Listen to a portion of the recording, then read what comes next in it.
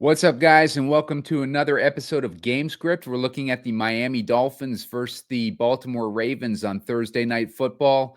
And Lamar Jackson is set to return in this one, but you might be surprised by the receiver who's going to benefit the most. And I'm going to get into it right after this.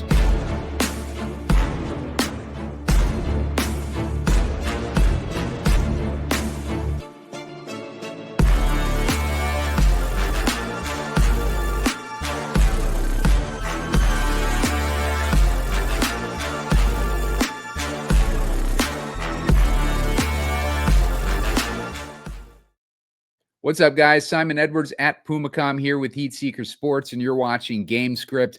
We're looking at the Miami Dolphins versus the Baltimore Ravens. We got a 49.5 point total with Baltimore as 7.5 point favorites in this one. We saw Miami get a win last week, a pretty good win last week, and Baltimore also got a win last week, but the Baltimore has not started off the way that Super Bowl bettors had hoped. They were almost, like in the favorites to make it to the Super Bowl this year, but Baltimore got off to a slow start, and then Lamar got hurt, and it's been rocky waters since then. But now they come into this Miami game with a win, and Miami has been kind of a disaster this year. The team's been kind of falling apart.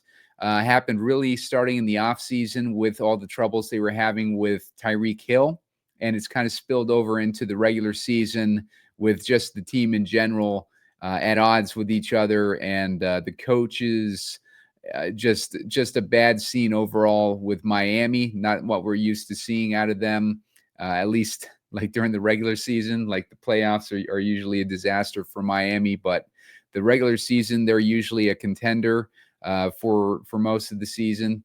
And we'll get into this matchup here in a second. Make sure to hit that like button. Give me to 70 likes so we can put my favorite picks in the comment section when we get closer to lock.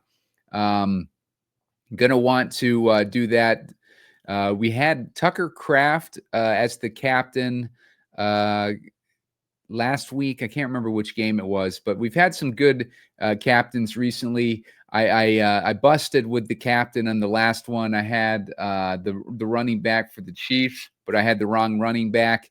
Kareem Hunt was the one that ended up going off, but Patrick Mahomes actually ended up in the captain spot, and you needed Mahomes and Kelsey. I had a Kelsey in my list, but I had Mahomes and Kelsey, and I had Rashid Rice in there too, but the running back that I got wrong, and I had that running back as the captain as well. Brashard Smith was the running back, so a bust there. But we've had some hits recently, and hopefully we'll keep that rolling tonight. Make sure also to subscribe to the channel. I'm looking for close to 2,200 right now. I need about 80 subscribers to get to 2,200. I like to get there by the end of week 9. So if you guys can hit the subscribe button, that'd be great. You want to hit the subscribe button to get access to the free beta version of the secret weapon that's coming out here pretty soon. We're going to launch it within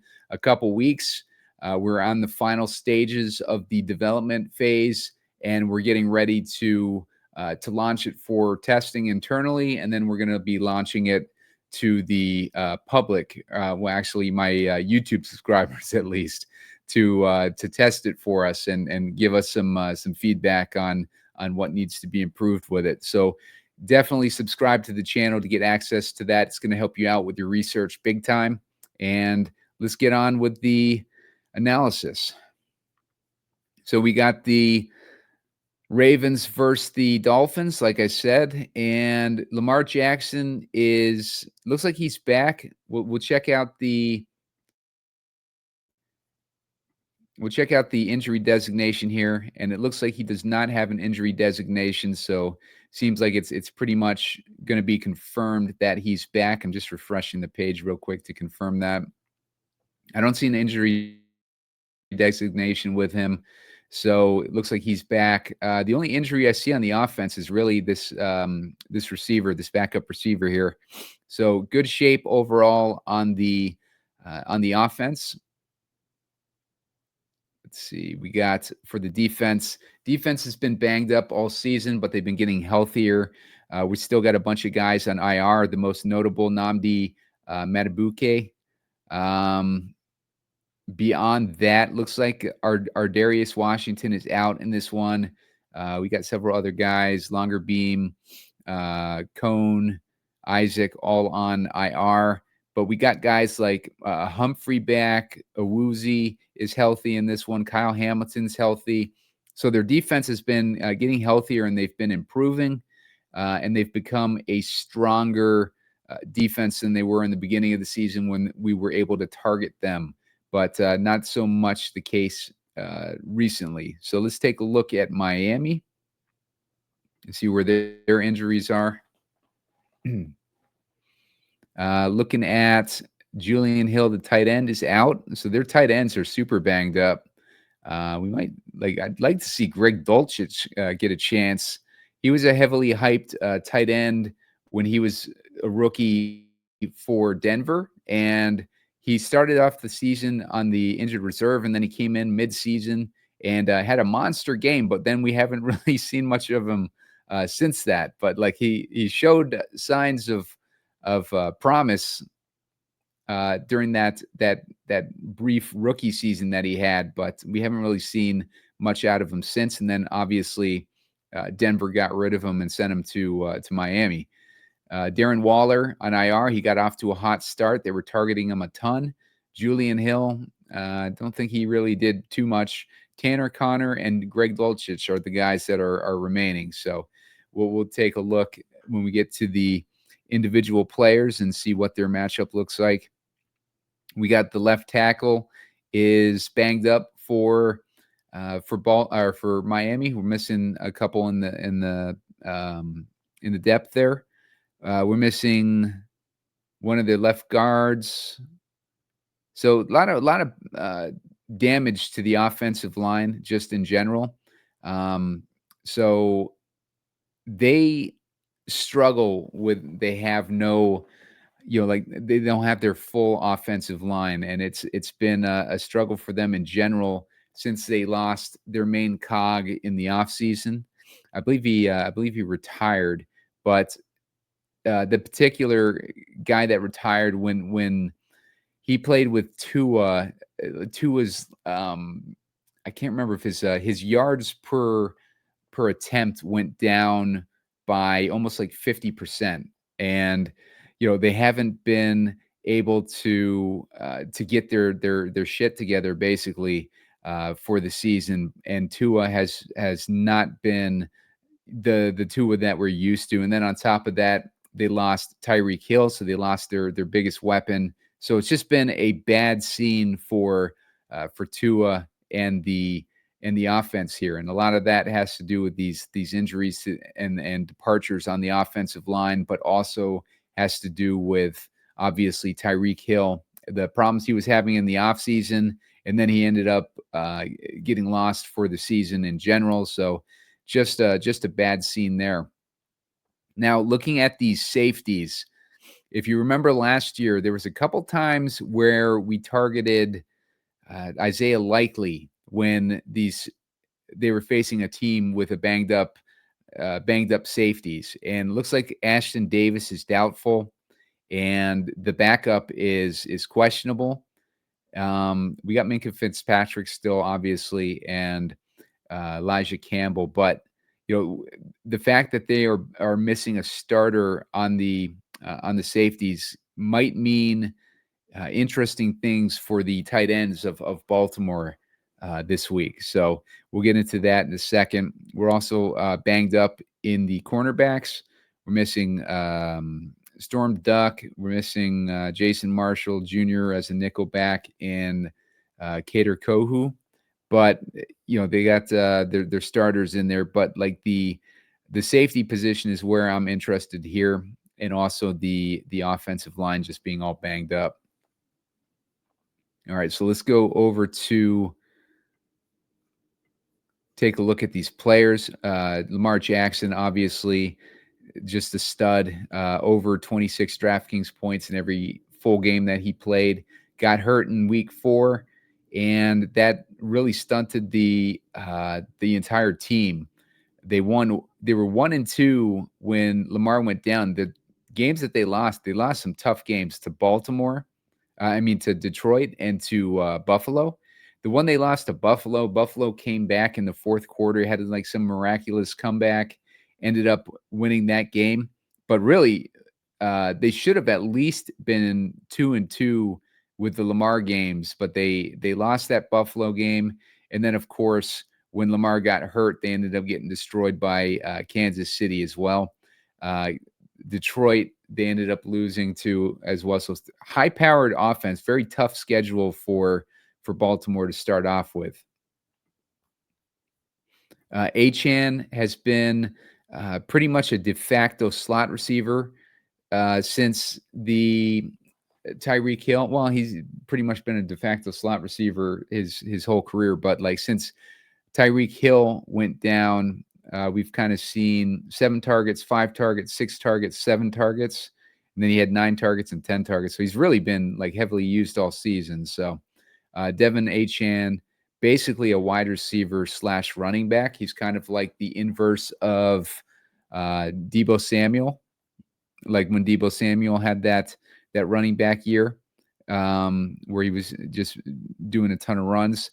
But Achane is a couple weeks over 20 points, had a 134-point week. Some of those weeks are looking a little bit slow or whatever, but the amount of opportunity that he gets is pretty big. We've seen some weeks where he hasn't gotten a lot of rushing opportunities in the games that they've lost.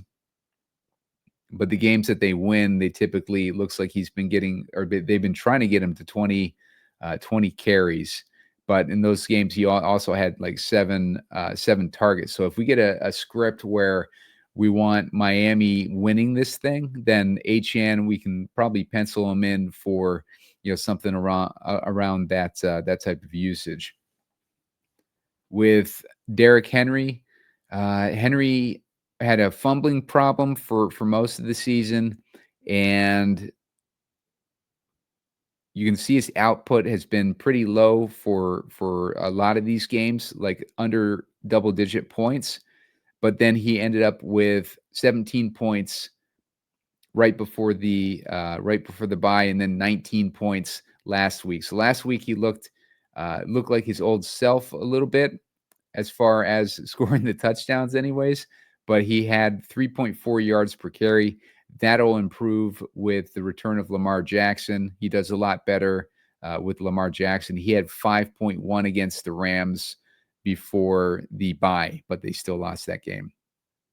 So Derrick Henry is going to be in play for us, especially if they have a 7.5 point. If they're 7.5 point favorites, I would imagine if it plays out that way, that we're going to see a big Derrick Henry game this week. Jalen Waddle taking the mantle from Tyreek Hill. We've seen a 26-point game, a 16-point game, and a 21-point game out of him in the last few weeks. And as far as targets, 6'4", 8'9", 6'6". Tua likes to get it out to his first read, and with Jalen Waddle being the wide receiver 1 here, he's going to be the first read probably most of the time, and should be able to take advantage of the opportunities. When we're looking at the matchup, let's see, the Ravens have given up 20.1 DraftKings points a game to wideouts. They've been giving up 17.8 to the slot. So they've been very vulnerable to the slot. But like I said, like their defense is improving. As far as the running back situation, Baltimore's given up 29.1. So that's going to be significant for Achane. They've also been giving up 22 to the quarterback position. But, like I said, like those are pre, like when Baltimore's defense got healthy. So take that with a grain of salt. Derrick Henry is in a good spot. Like I said, like Miami's been giving up 26.5 DraftKings points a game to the running back position. Both these teams are terrible against the run, or have been terrible against the run this season. Let's see. Let's take a look at what I want to see what the man versus zone coverage is for these teams. I'm looking at a pretty high rate of man coverage by the Ravens, 46%. I believe that is 11th highest in the league. Let's see. All right, so the Ravens are running man coverage at the third highest rate. I believe it's the Dolphins that are running it at the 11th highest. So the Ravens are running it at the third highest rate. And when they're running man coverage, the targets on Miami have been primarily Tyreek, but he's obviously out. He was earning 0.8 fantasy points per route run. Jalen Waddle's about half of that. He's at 23% target rate with a 0.48 fantasy points per route run, according to PFF. So they were the primary targets in man coverage. So Jalen Waddle's run the most routes under man coverage out of the guys who've been logged here. Malik Washington only 0.14 fantasy points per route run. So he's pretty weak, and he's basically the third receiver there. And I don't see anyone else who's done anything against man coverage, really. So going back to Baltimore's side.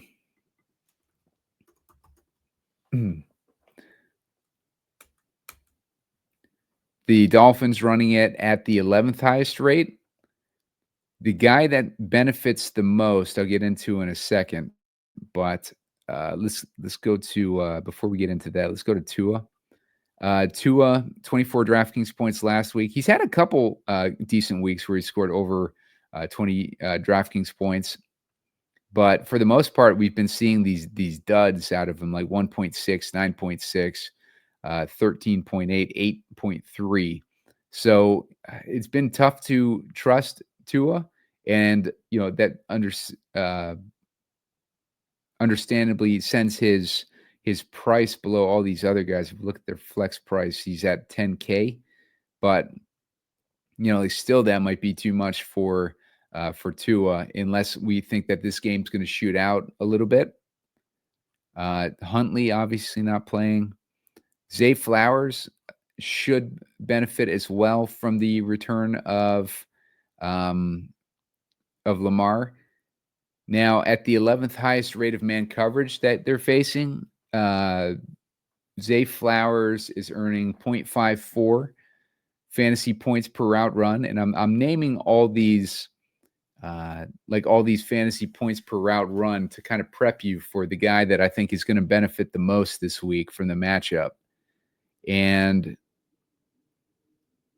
Zay Flowers, he's been getting better against man coverage. He's got a 31% target rate versus man coverage, so he's in a good spot, and he's against a good defense.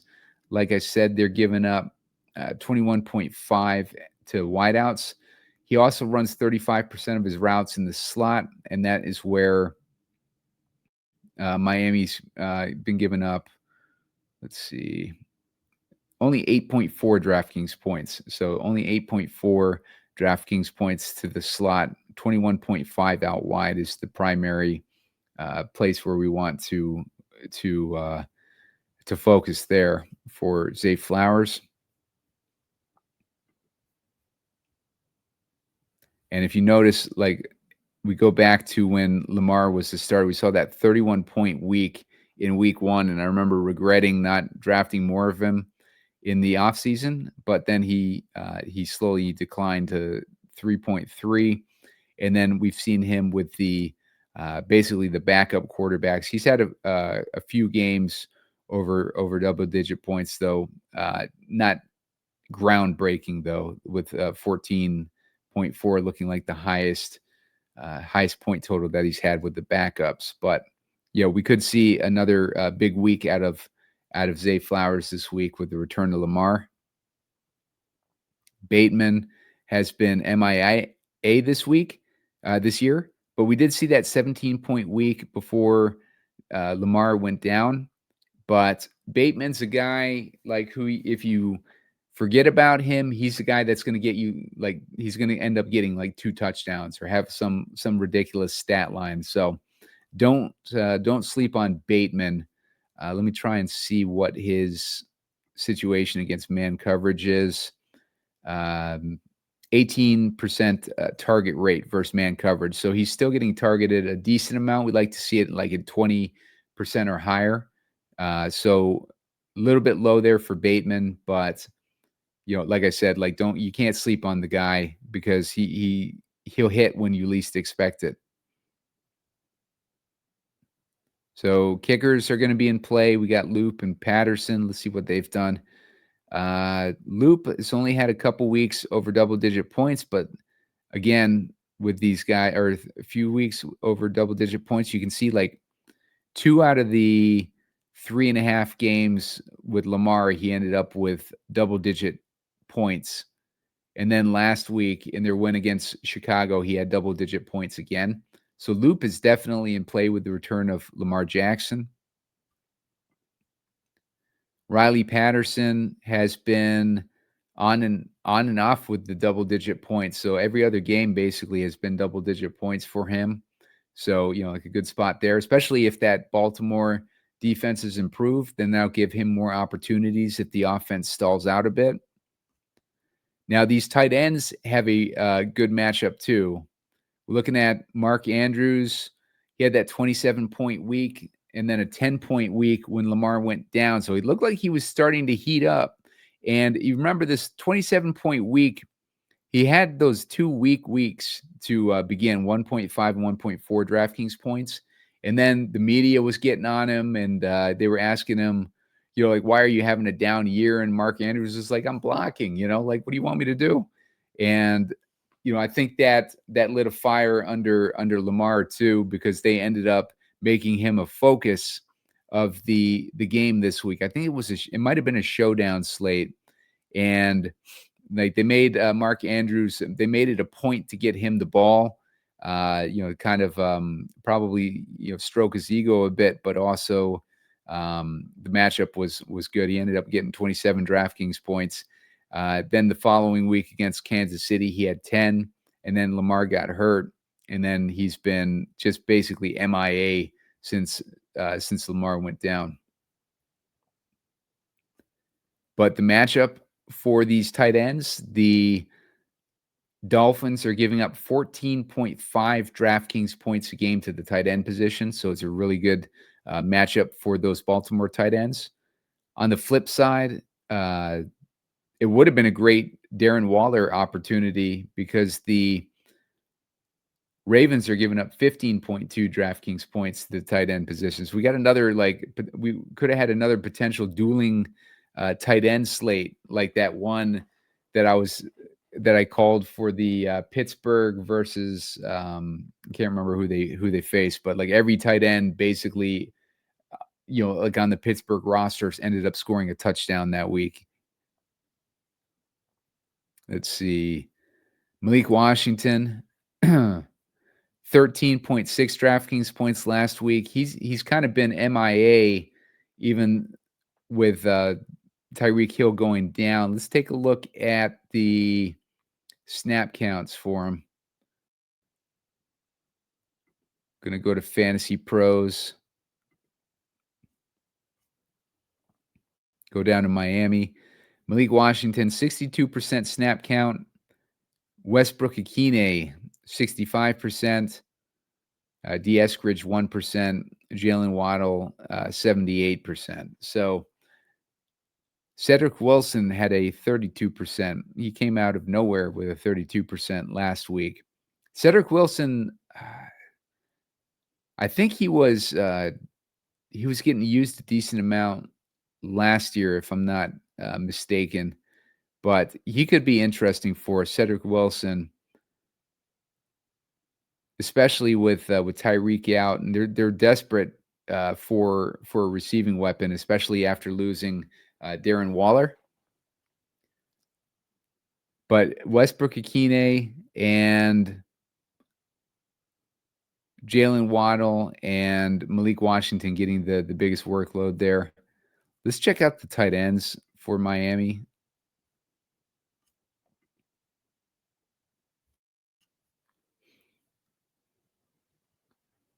We're looking at 45% for Tanner Connor last week. Dolchich had 28%. That was his first week playing. I don't know if he was coming off of an injury, but Tanner Connor looks like the main tight end here for Miami. Let's take a look at him real quick. 2 targets, 3 targets, 1 target, 2 targets. Not very impressive. Like week 1, he had 4 targets, but he's really hasn't done anything with them. But he's in play if he's going to get that kind of usage. Where's Dolchich for us? There he is. Oh, 600. All right, Dolchich, no targets last week, but they're going to need a receiving weapon, and Dolchich was supposed to be a pretty good receiver, so maybe we'll see Dolchich come out of nowhere at 600. He did have 28% snap count, and maybe he'll get more this week. Maybe they were working him back in. Let's see what his news is. Okay, so he was on the practice squad, spent the entire regular season so far in Miami's practice squad, and now he joins Julian Hill, who's out, like we talked about, and Tanner Connor on the active roster following the placement of Darren Waller on IR. With the Dolphins passing game already having lost Tyreek Hill for the season, all of Dolchich, Hill, and Connor will be candidates to draw targets. So, Hill is out. So, Dolchich, this could be a interesting Dolchich week against this weak tight end defense that Baltimore's had. But they have gotten healthier, so we gotta realize that there. Scrolling down,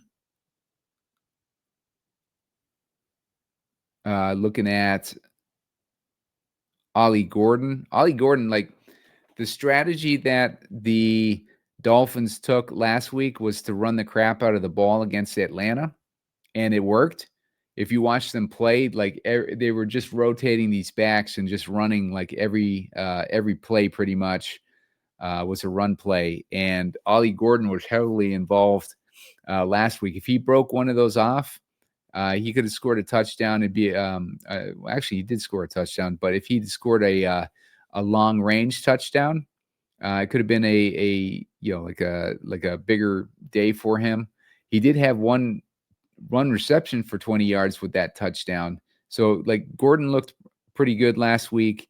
Would not be surprised to see his usage continue to be strong. And against Baltimore, they've been giving up that 29.1 DraftKings points a game to the running back position. So it's a good matchup for Ollie Gordon, and someone for us to consider this week at 4,400. A little bit expensive though. I don't like that 4,400 price tag. Let's go to Hopkins. Hopkins is the guy that I teased at the top of the show. I think he's going to benefit from Lamar Jackson being back. A couple interesting points with Hopkins is he's got a 29% target rate against man coverage. So he is one of the primary targets against man coverage, and he's been earning 1.1 fantasy points per route run, and he's run 31 routes against man coverage. It's about half of what Zay Flowers runs, but it's significant because it shows us that they like going to uh, to DeAndre Hopkins versus man coverage, and that's going to be the primary, or not the primary, but the Dolphins run it at a top 11 rate, so it's like a pretty significant situation here for DeAndre Hopkins, and with his price tag down at 4,200, he could be one of the cheap guys that we can use for some salary relief this week. Let's see. According to PFF, Hopkins ranks second among all wide receivers in fantasy points per route run against man coverage. So, he's run enough routes and he's significant relative to the entire league, as in, like one of the top two wide receivers against man coverage as far as fantasy points earned. So definitely like DeAndre Hopkins this week. He could be one of our sneaky guys that we call on the show. Ravens, D is going to be in play here. God, they've been terrible. They've gotten negative points in all these weeks. Maybe not so much the Ravens D, even though that they have gotten healthy. Let's not play with fire on that one. Although it's not a terrible matchup for them. Hill, Justice Hill. He had that big week in week 4 when Lamar got hurt, and that was against Kansas City. But he hasn't really done too much since. But that was all basically a 71-yard touchdown, it looks like. Let's go to Dolphins D. Not really interested there. Westbrook Akine. I wanted to check one more thing too on those snap counts. Let's go back to the snap counts and look at Baltimore. Let's see. Going to look over at the wide receivers. Looking at Baltimore, 95% snap count for Flowers, 79 for Bateman, 37 for Hopkins. So we're hoping that Hopkins gets a little bit more work in this one to pay off some fantasy goodness for us. But he's clearly the number 3. I believe Hopkins runs the most routes in the slot. So he's been a slot, or he's been running on the left side of the field, which matches up against the weak spot of the Dolphins defense as well. So good spot for DeAndre Hopkins. Bateman, by the way, 42% of his routes running on the left side of the field. According to DVOA, the right side of the field is the weak point for the Ravens there. So something for us to keep in mind.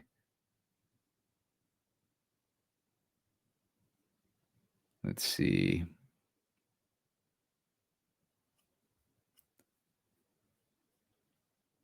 Trying to see if I'm missing anything before we jump into here. Wallace, not really interested there. Connor, talked to him about him. He's got potential. He's got the good matchup, but I think I'd lean Dulcich, honestly. Likely, I do like Likely. He's got that same tight end matchup that we saw with Mark Andrews, and he was recovering from an injury. I think he hurt his knee in the offseason. But with him being back, probably to full strength, and Lamar coming back, really he hasn't played any games with Lamar. He had that week 4. He didn't get any targets in that game, and then he's slowly been kind of coming back. So with that safety damage to Miami, that's where we've targeted Likely in the past, and he's come through for us. Kolar, not really too interested there. Keaton Mitchell, did decent last week. He had 4 rushing attempts for 43 yards. The coach speak for Keaton Mitchell was pretty strong after the game too. Let me look over at what his snap count is. Looking at 11% for Mitchell, 58 for Henry, and 31 for Hill. So not getting a ton of snaps, but maybe we see it now that the coaches are talking him up and everything. And he's at 1,400. Devontae Walker is another guy that benefits from the man coverage. And, we've seen a big week from him in week 2. But at 1,200, he's a salary relief guy we can keep in mind against Miami's weak defense.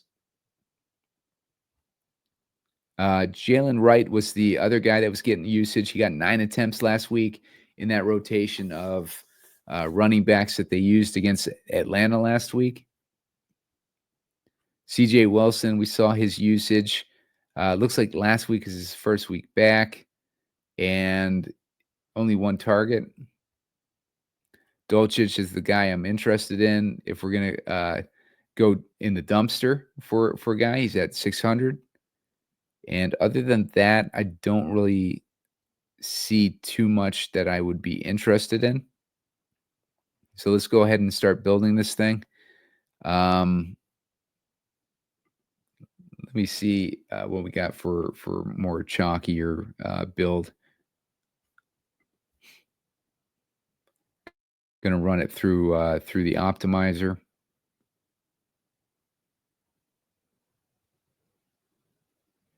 And see what they're spitting out as kind of their default. If it ever comes through for me.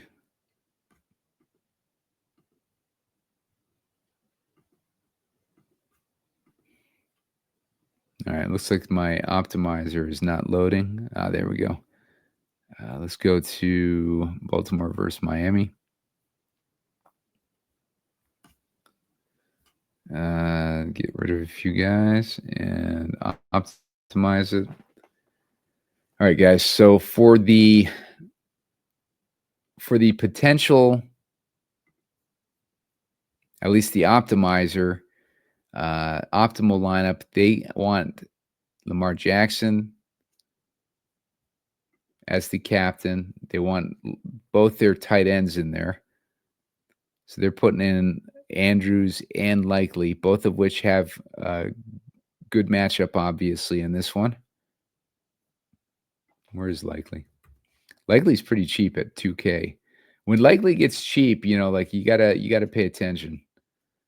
Let's see. We also got Derrick Henry and Zay Flowers. So they're going 5-1 in this one. Derrick Henry and Zay Flowers. And then for their final piece, they got Malik Washington. So that's an interesting build. You got like a 5-1 build. You got multiple pass catchers for Lamar Jackson, who's in the captain. And this could make sense because if he's recovering from a hamstring injury, they don't want to rush him back. So maybe he is passing a little bit more in this one.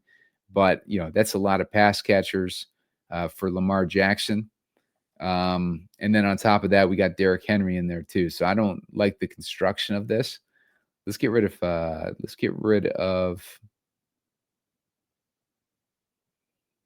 Henry in this one. If we got Lamar making points through the passing game, I probably only want one of these tight ends in here. Let's go with Likely, just based on like what we've done in the past. That way, we can get Achane in here. And then let's get Hopkins in here as a additional receiving weapon for him. And then we're left with 5,300. We can get Patterson in there. We can get. I wouldn't put Andrews in there like I was just talking about. We could get Malik Washington in there, who the optimizer actually liked. We get one of these defenses in there or something like that. So that's kind of a direction to go if you like Baltimore. in this spot. If Lamar Jackson's in the captain, I tend to like him playing from behind. We do have Achane in there. I'd probably want Waddle in there too. So let's take out Flowers. Let's put in Waddle.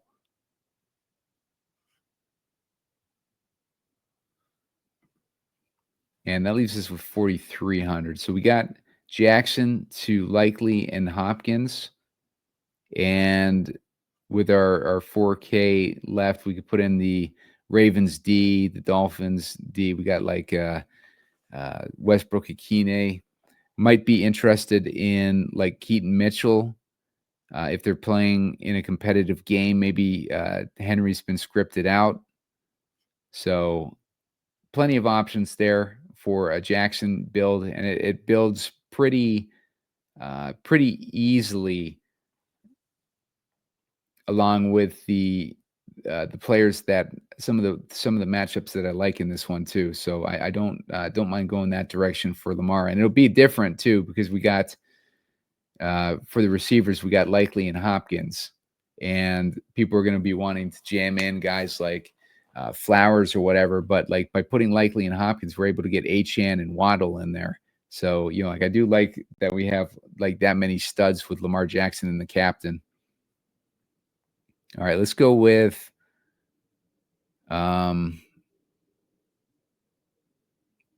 Flowers in the captain. Let me see if we can get a read on ownership here. I want to see if ownership information has been posted yet.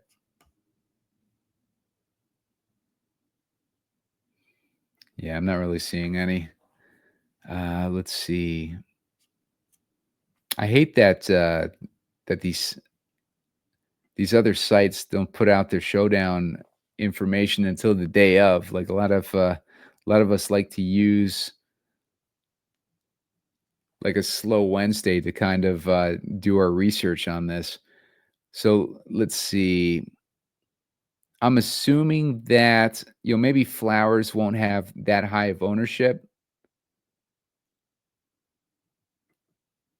compared to some of these other guys. So let's get Flowers in there.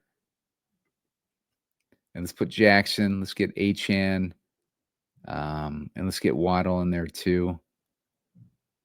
Damn, that brings us down to only, well, maybe we do our guy Dolchich. Let's get him in there. Leaves us with 1,700. 1,700, we could get Keaton Mitchell in there, who I kind of like this week as a potential guy. But it's a couple super cheap guys. Let's get Waddle out of there. Let's put in.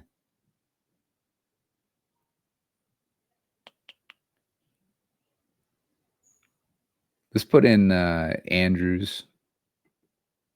Gives us Jackson with Andrews and Flowers. We still got Achane in there. Leaves us with 7,100. I don't mind putting Bateman, although I don't want that many receivers to take away Flowers' opportunities. So maybe one of the kickers would fit in this build a little bit better. Hopkins. You know what? Let's get rid of Andrews. No, let's keep Andrews. Let's put Andrews and Hopkins in as our receivers. Well, we got receiver and captain. Let's switch this around. Let's take out Zay Flowers and let's put in Achane in the captain. We got Lamar, Andrews, and Hopkins. Let's get rid of Dolchich in this one. We don't need him.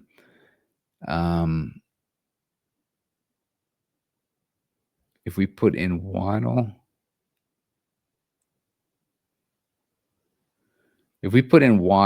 then we can get like Keaton Mitchell, Devontae Walker, who's shown some upside. We get one of these cheap guys in there who I don't mind. I don't mind the cheap guys this week. We got plenty of options.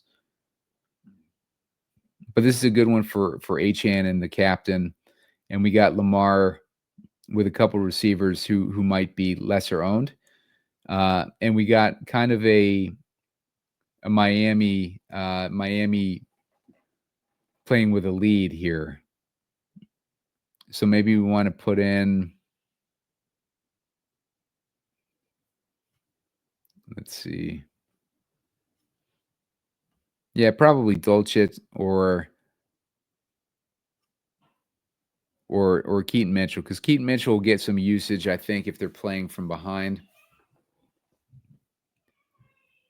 But all right, let's try one more. Let's put Waddle on the captain instead.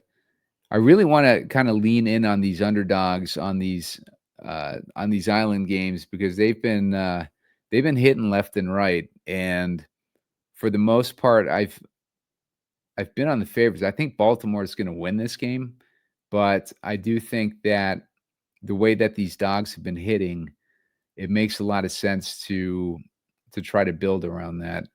So, I got Waddle and the captain. We got Achane.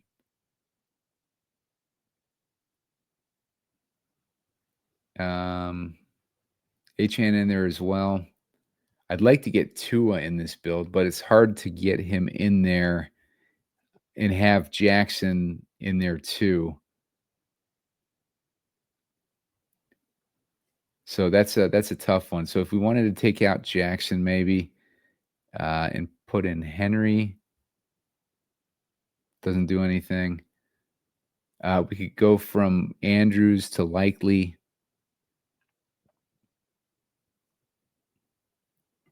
I like them both equally. I don't have a preference of one over the other with Andrews and Likely.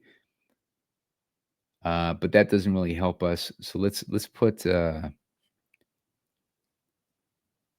Tua in here. And that leaves us only with 6,800. So that's a tough one. Like Bateman, I don't mind in this this type of build. Yeah, Tua's got no upside compared to Lamar Jackson. That's the only problem. But I like to have him in there. Like, so I think, like, for me, it's really like Achane is the Dolphin that I'd want to put in captain if I'm going in that direction. We got Likely, Hopkins, and Jackson. Let's put Henry in this one. Leaves us with 3,900. So we got Achane, Jackson, Henry, Likely. Actually, you know what? I'm not going to put.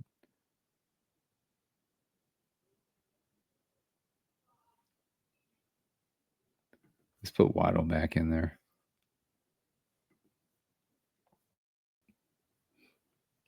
Yeah, it just makes more sense this way. It leaves us with 4,500. That can get us to Ollie Gordon. But let's switch him out to Mark Andrews. And that leaves us in that Dolchich or Keaton Mitchell or someone like that situation. But, I'll have more complete thoughts as we get closer to the lock. I really want to get that ownership information. Get me to 70 likes so we can put my favorite plays in the comment section as we get closer to lock. Make sure to subscribe to the channel. I need to get to 2,200 subscribers. I'm very close. I need 80 left. And you'll get free preview, access to that free beta preview of the secret weapon when that comes out. And, that's it for this week, guys. I'm going to get an underdog video up some point soon. So keep an eye out for that. Another reason to subscribe so you can sign up for the alerts. And I will see you guys later on.